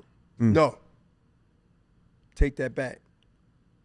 The first $1 million paid to the promoter wasn't to me. The first $1 million I seen was when I fought Felix Tito Trinidad. I fought a lot of 7s and a lot of 6. You got to remember, I was a renegade in the game. Yeah. 90% of my career, I managed myself after the Fareed relationship arose in boxing. As Danny was under the banner also. I took on the business myself, which is unorthodox and unusual. Remember you used to put your used to put the casinos on your back and all that. I remember you was hustling, you was grinding. I remember that. Golden Palace. I remember that. Bet the 250. They was paying me 250. Keep the 250. Offshore sponsorship, right? That's where it came from, right? Offshore sponsorship, goldenpalace.com. On my back, not the shoes that they was joking with, like in a way, like when, you know, we put in or y'all Spanish, okay, y'all tied in with the Spanish, okay, no matter if you Puerto Rican or not, you tied into the, okay, all right, see, I get it. But my thing was, you know what? If anything, it'd be free advertising. Yeah. Take that. That's the first $1,000 bill when they paid me out, $1,000 bill, and they rare. I kept it. Yeah, $1,000. You know, $1,000 bill. Wow. They used to make I $1,000. heard people talk about it. I never actually That's the held first. one in my hand. Yeah, I had the people waiting for me at the Costa Rica. That's who they was based in Costa Rica. It was offshore, goldenpalace.com. Oh, that thing was blasted because you got to remember, they got a big commercial because it was a Tito fight, 9/11, Yeah, and you New York City, and you just and I destroyed them. And HBO and it's Jim Lampley, Larry Merchant, and George Foreman is talking about what I have on my back. So the people at the Costa Rica are happy because they get in the commercial because the commentators are saying something that they think that gonna make me look like a fool when I'm on my back. So they giving, let me tell you the business about commentating. You want to be able to say things before it happens to make you look like a genius. I don't care if it's Stephen A. Smith or anybody else. That's their job. Their job is to sit back and analyze something so you can watch it and say, man, that guy's a genius. He know what the hell he talking about. he called it. So they wanted to call that what they seen and you home watching, and they're God to most people. What they say is true, right? God to most people. That's what they do. So they sitting back, they sit back and they watching. Oh, he got Peter Bilbo on his back. What a fool. And he's not going to get paid because Tito going to knock his head off. And now in the second and third round, in case you didn't, Larry Merchant, in case you didn't see, Bernard Hopkins do have a goldenpalace.com that he rented out on his back, George, for this fight. And then Jay, they laughing and joking, saying, yeah, you know, it's a good advertisement, but let's see if he's on his back. Listen to the commentating. So we rumbled. The deal was, and they honored it, if it get past 4 rounds without dripping or disappearing, money is good. Yeah. So we have a pre-fight meeting before the fight that asks you your strategy, what you're going to do to fight. They don't think I'm crazy to tell them, but we had this meeting, say a Friday. You sit down, you speak to all the Roy Jones, if it's Roy, Jim Lampley, Larry Merchant, and George Foreman, and they ask you questions, you get up at the table and you leave. The next day you fight. And more conversations about, we heard you got sponsorship for the back. But boy, they had to go ahead and watch that performance and see that I betted on myself. And even the anniversary was the 29th. They got to hear it again. And it's attached to something that they can't bury. Let me tell you how, well, I got to use the law on this one, and I would never shy away from it because they got to understand that this is tied in, but not tied in the way that some idiots out there would try to tie it in. That wasn't Islam that happened. That was his Islam, his thoughts, or whoever he wants to be, or whoever they think, or whoever they know who did it, correct? From my perspective. Let me tell you why I said that, because you said, Muslims was being stereotype of all the same when that happened, correct? Okay. And I'm fighting Felix Trinidad, and I put the flag down 2 or 3 times in the process of the press conferences and stuff and all that. Remember that, yeah. I'm already a 10-1, 9-1, or whatever it was, crazy underdog, correct?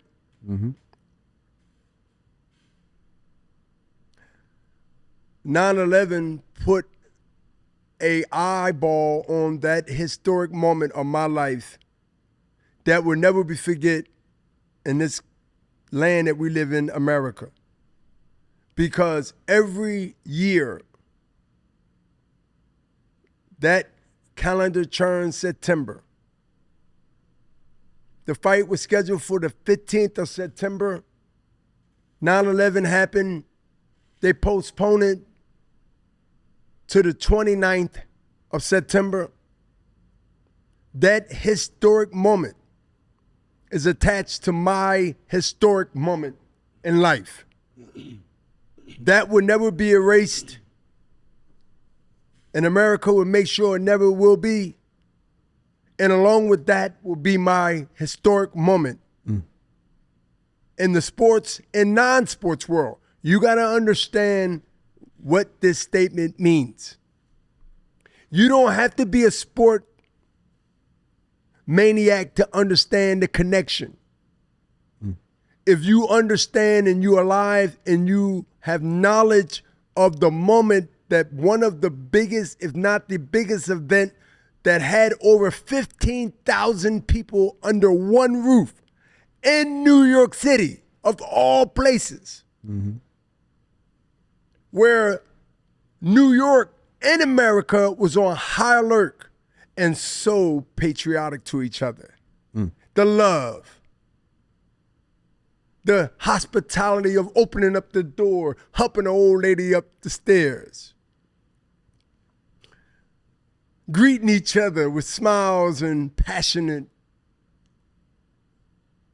like we care. That went away real quick.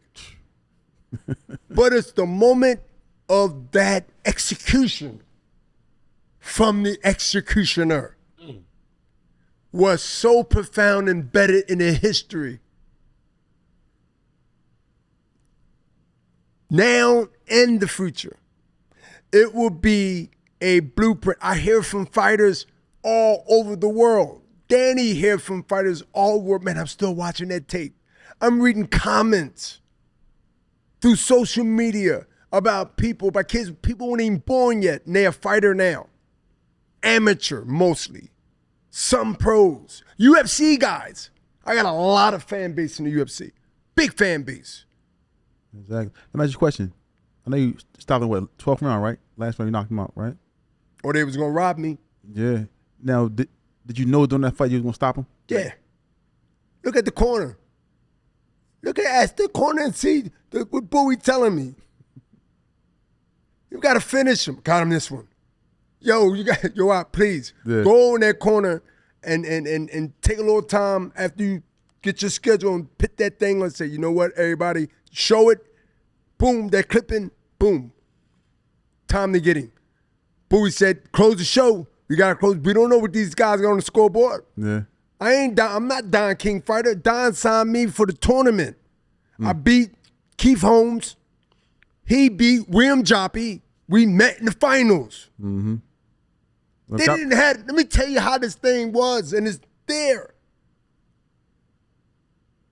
The Sugar Ray Robinson trophy, that was over $250,000 to get, it's about that high, all bronze.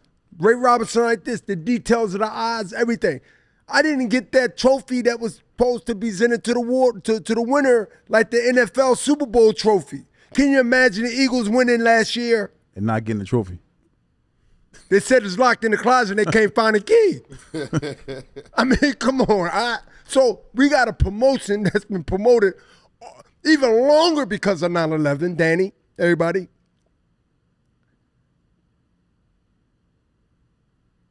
We got 8 to 9 weeks to prepare and do press conferences and then the fight. And you mean to tell me that the trophy all of a sudden, that night, out of all nights, based on the fight being postponed for the 15th to the 29th because of 9/11, and the trophy now can't be found or is locked and they can't find the guy with the key. So I'm hostage in New York City, not because we couldn't leave. They opened New York City up after 9/11 within a week. We went back to Philly, stayed at a hotel. They called us, said the fight's gonna be on. Go back down. Bring Don King van back down. from Philly. We didn't took Don King car and left. My driver then took me way back up the turn. We went right back to Philadelphia. I didn't stop training. I went right down, stayed at a hotel in Philadelphia, and went right to Champs Gym. At that time, on Thompson Street, off of Girard Avenue. That was Champs up there. So we was thinking, man, that's how I think. No, it ain't over. Once we was let out of New York after a couple of days, because you couldn't get out of New York. They kept everybody in New York. No planes, no trains. It was blocked off. You was hostage in New York for at least a week. And that was about 20 years ago, right? Yeah. Correct. And you still didn't get a trophy yet? I got the trophy. Oh, you got it. Okay. They kept me there 3 days. I got it on a Thursday. Guess how they kept me entertained though? The casino? Or trying to casino. With just money, say how. Just say how. They were trying to distract you. Just say how. No, I wanted money. Just say how. I mean, how they kept me there in New York City. Or hold your money. They held your money? No. They had no problem with that. They wanted to they got the money. I'm gonna tell you. What was it? Bernard, we got my assistant at the time, or my what they call they go around to set you up with the TV shows and the radio shows. So my Kelly Swanson, she was the publicist. So Kelly said, Bernard, they want you at these shows. I said, what show? Now it makes sense. I got everybody shocked. I got what's the boys, the popular boys down in New York City with Charlemagne and all them guys. So they wanted me to do the media row. They got all these requests for me, and I'm not surprised because of what? Everybody's talking about it, right? I'm on the Regis show and all this stuff. So they kept me there and occupied me with this radio media after the fight, and speaking about the historic win that I ain't supposed to win. And so we got a call that the trophy is done, it's here. They ain't say it was done. They got the key after the days went past, and they kept me occupied by doing media stuff. And that's how they kept me in New York. Wow. And other than that, I would have left. Because I was under impression that, and really not cool with it, but understood that the big fight was, I won the fight, Danny, and everybody, is that, look, I'm not going to get the trophy. But they was getting the trophy together and getting it shipped to me, and I received the trophy, and I have it now. Wow. So nobody probably never even heard this. I don't know. I never heard it before. No, it's out there. All the reporters always talk about it. Okay. About the trophy. Yeah, it's out there. Yeah, wow. It's out there. Now, just, because I know we got to wrap it up, but I want to ask you a question. Throughout your hardships and, coming from Philadelphia, like you mentioned, projects, product of your environment, having to be the wolf, as you mentioned, going to prison, coming home, being, a top fighter in boxing, pound for pound lists, all these different accolades. What's a peace of mind for you now in life? Like, what's most important to you now? Legacy, family, legacy. My son, my daughter, leaving something for my community and my humanity of letting people understand, never give up, never waver from what you believe in, even though the forces are against you.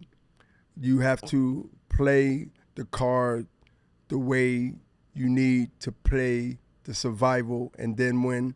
Because a lot of times you cannot be in a winning position amongst numbers of power that can eliminate a lot of situations that give you no chance to survive and then win. A lot of times you must understand this. The fight is not always a victory in one day. Yeah. A lot of times you can avoid things, not reacting to a lot of things. If they're used to one thing and one way of you, you must go silent. You must go strategically. and execute that way. Yeah. And I listen, I understood one thing a long time ago, and it's not going to stop. It's going to continue until life ends. Only control what I can control, and that's starting with me, and what I got to keep in my vision of making sure it's ran right, whether it's business, whether it's relationship with certain people. Because I'm a public figure. Yeah. That's pressure. Yo, the question was beautiful, and the response is going to be even better. The pressure of being successful, the pressure of being sought out amongst those who genuinely care for you, respect you, is there, but it's also a lot of hate, a lot of blockers, and the sad thing is, but realistic, they look like me and you. Ain't that the truth? Let me tell you something without being long-winded. I think I can nail it with that, and I really mean that. This is coming from me. I can't speak for everybody else. Yeah. I can say to anybody, when I'm asked all the time, how do it feel to be successful and rich? And I say, what is rich? You know what I mean? You know, rich. I said, okay. Having stuff and being able to get stuff. I said, that's rich to you? Or you got it. Why am I worrying about why you charging me this or why you charging me that? I'm not supposed to ask that. This is the ignorance of people that think they know you because they've been around you or showing you their true size. I learned how to, from situations of good and bad, I learned how to read people without judging people. I don't know if that makes sense to you. It made a lot of sense. Yeah, I know how to read people without judging people. What you say is normally what you mean and what you thinking. Ain't that the truth? So I look at it like this, man. It's like, it's a blessing in one way, and it's a curse in another way. Let me give you let me give you of those two things I just said, definition of it's a blessing, it's a curse. First, let's start with the blessing. The blessing is that the position that I've been blessed to be in based on hard work and support by a higher being, the things that I couldn't unravel, but it did because of my patience and belief.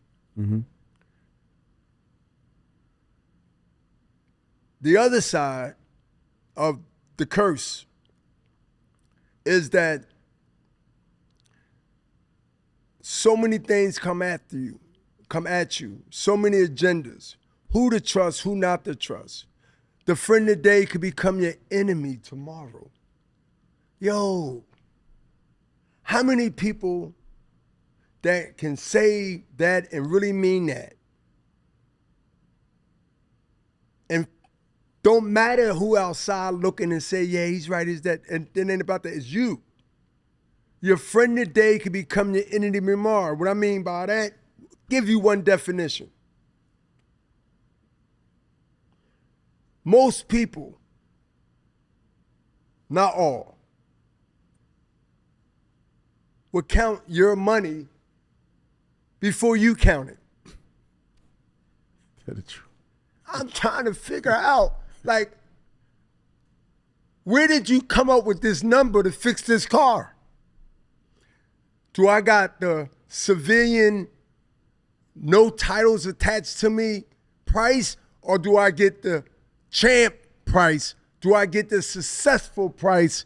Here's where the blessings and the curse come, is where most, not all, see me. They see an ignorant athlete that made it And we don't know how. Forget what he said, but he did. And how can we get what he made from him? So I close with this.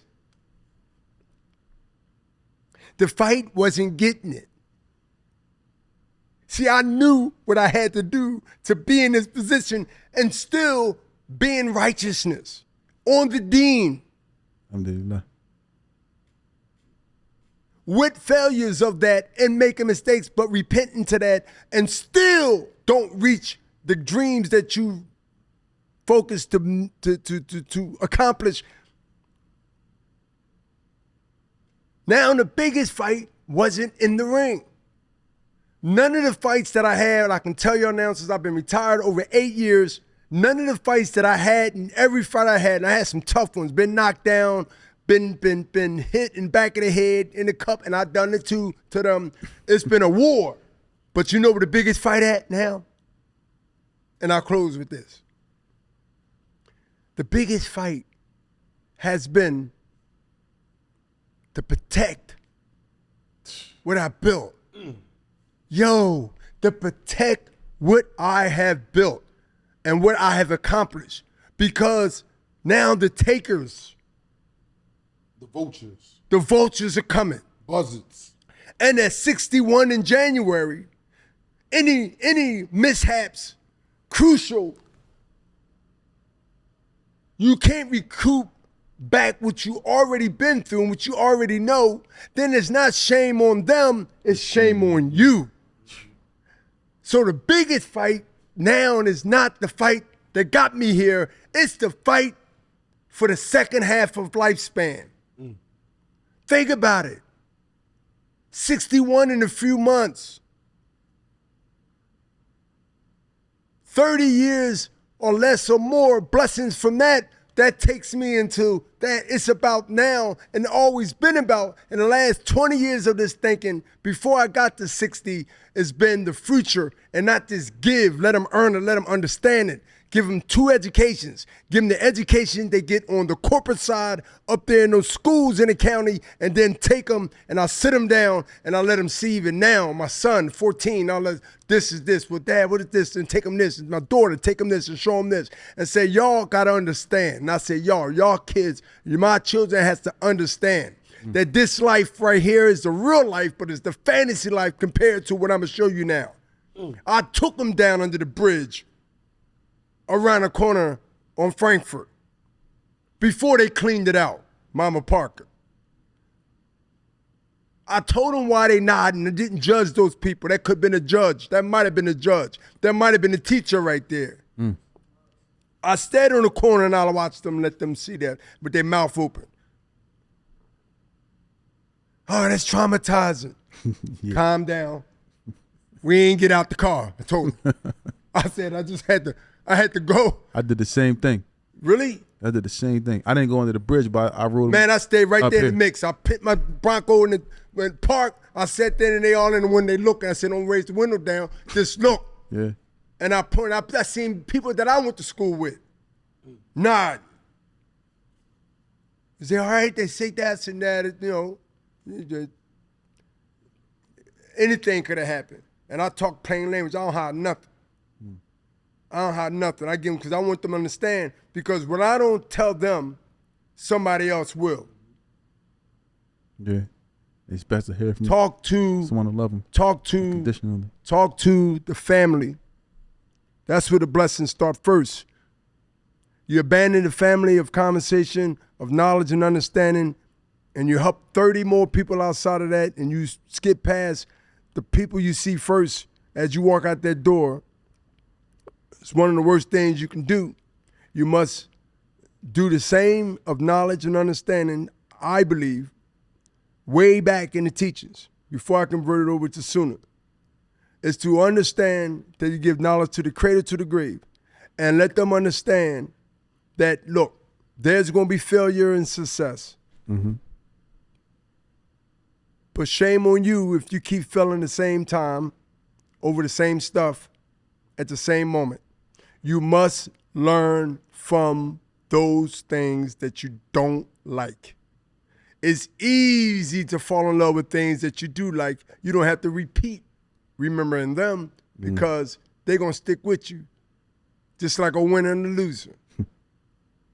And that's what I try my best to keep myself in line, to be able to keep that message to myself and keep that message to my family and those who's not blood family, but outside, my friends, my associates, my business partners, to let them understand that long as you stood there and respect me and I respect you, it go both ways, then we have no problem.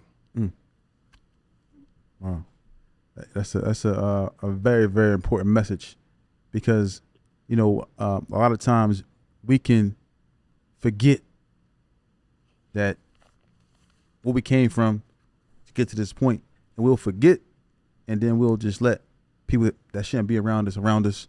We'll start fall for things we shouldn't fall for. So there's a lot of message in that to anyone who heard that, because that's you hear it from B-Hop. He's been through, as you can see, he's been through what a lot of people are going through now. A lot of people may not have been rich, or may not make it to be rich or be successful financially, but you have to be content with what you have and protect it. We got to protect it. That seems like the fight. Protect it. If I'm not mistaken, like that seems No, like you're the not. fight in itself. Like you can obtain it, but can you keep it? Heavy right The there. evidence is out there from the past. We so caught up on the now, which is great to deal with the now, but the past gives you a blueprint on what can happen if you don't do the right thing and make the right move, because we all got a past, correct? We all got yesterday to understand that this seems like a repeat. I don't want to repeat that.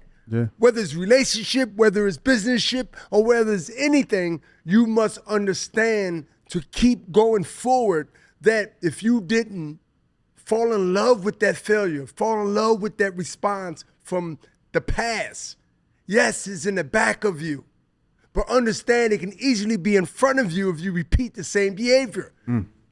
It's the same thing of going in and out of an institution. You couldn't stay out of trouble when you was coming up. When we didn't know this, the judge got to see me like every other week. You back again, Mr. Hopkins. All right, I gotta go to the in-house now. Stay in court, no bail. Yo,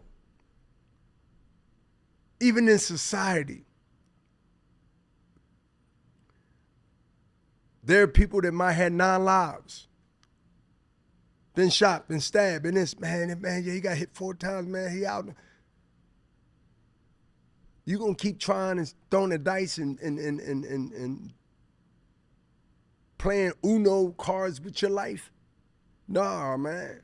No. These young folks has to know, and this message, man, I hope and pray to the Lord that it hits them and they see this podcast, they see this interview, they see this conversation. And it ain't about how big the house, how big the car. Listen, all those things is great. Listen, living comfortably is great. I can't take it with me. Not at all. You can't take yours with you. Not at all. That's one thing that we all have in common. Billionaires, millionaires, and people that don't have a dime in their pocket. Go in that grave by yourself with nothing. Nothing.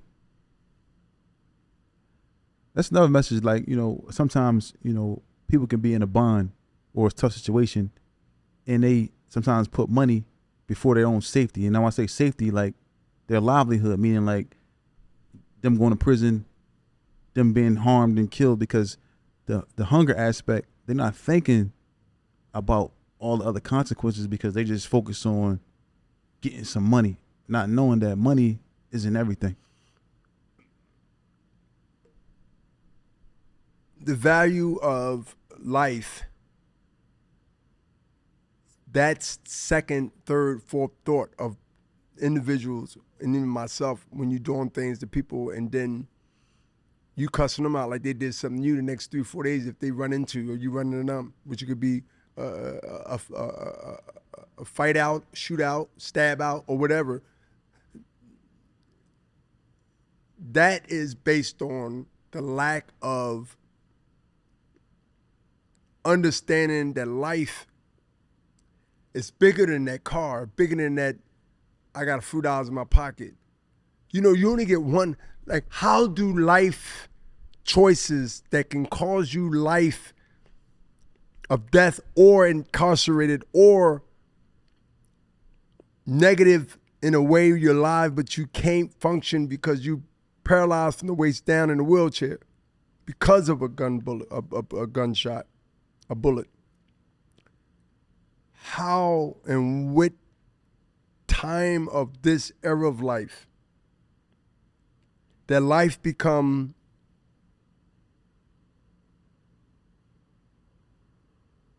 something that people believe and take for granted that you can get one back because you forfeited the first one. We all know family, friends, partners, whatever they are or was, that they gambled reckless on their life than anything else they gamble on, even shooting dice. Like, I mean, think about that. Think about the people that entertainers from sports to entertainer, music, anything else. Think about the great ones that never got a chance to blossom. I believe it was a Bernard Hopkins before me, a Ali before him. For whatever reason, everything has its time, right? I can't control that. You can't control that. But there's so many distractions. There's so many things were just not even negative. It was just miscarriage. The next king could have been, would have been. We'll never know that. And I don't, of knowledge, never grew up thinking this because like most families in America, we grew up in, whether we wanted to go to church or not, they forced us. Is that once you get certain age and certain knowledge of self, you will make better decisions. And that's what I had to learn. And I'm not saying a way of challenging, hard way, but I had to learn it because I was just as hard-headed as anybody else. Couldn't tell me nothing, man. Yeah. I was just as I am now in this way, in that way. So that's how you judge that other partner. That's how you judge heads. That's how you judge heads. Is that the best example I can tell you from used to be and now is that it's just as strong as I feel now and adamant as I was back then that way. And that's nothing but the grave or the grave in the penitentiary. Wow. Dead but not buried. Dead but not buried. Mentally incarcerated and don't want parole. Don't you know when you walk these streets through your days of 24 hours getting up, doing what you have to do after Fajr, doing all the things that you had or scheduled for the next day, and inshallah you can meet those requirements.